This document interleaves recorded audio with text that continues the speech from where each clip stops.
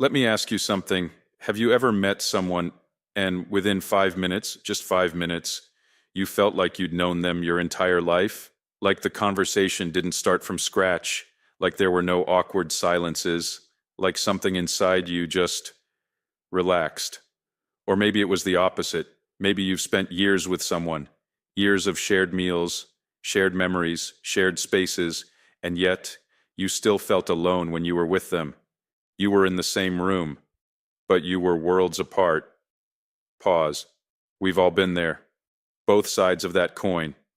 And here's what nobody tells you. The difference between those two experiences is not luck. It's not chemistry.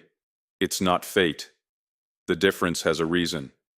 And today, I want to talk to you about that reason.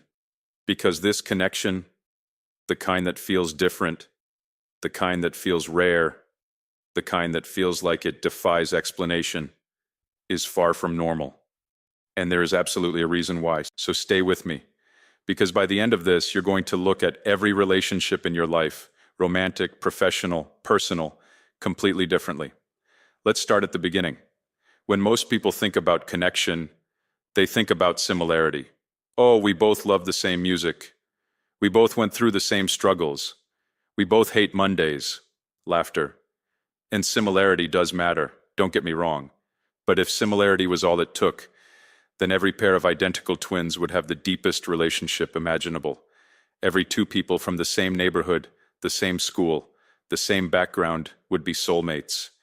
But that's not how it works, is it? We've all met people who were exactly like us on paper. Same interests, same humor, same background, and yet nothing, no spark, no depth, nothing that made you want to call them at 2 a.m. when life got heavy. So if similarity isn't the whole answer, what is? Here's the first thing I want you to understand. Real connection is not about finding someone who is like you. Real connection is about finding someone who sees you.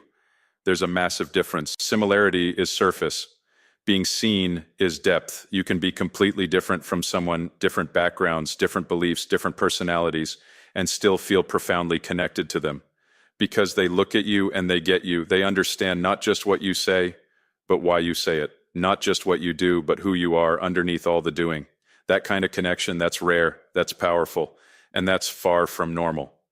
Now let me bring in a little science, because this isn't just poetry.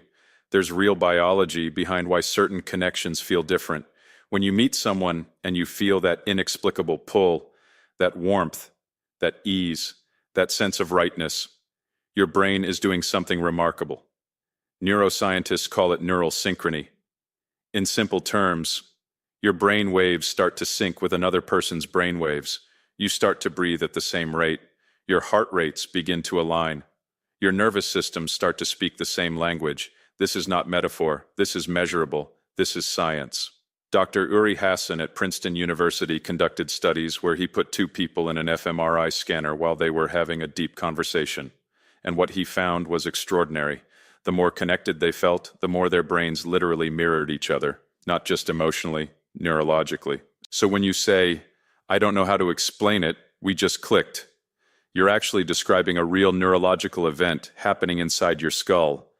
Your brain found a match, but here's where it gets even more interesting. This synchrony doesn't happen randomly. It doesn't happen with everyone. In fact, research shows that most of us go through our entire lives only experiencing this deep level of neural connection with a handful of people. A handful, not hundreds, not dozens, a handful. Which means, if you have felt it even once, that is not something to take lightly. That connection was not accidental. That connection was not normal. And there was a reason. Have you ever met someone and thought, I feel like I've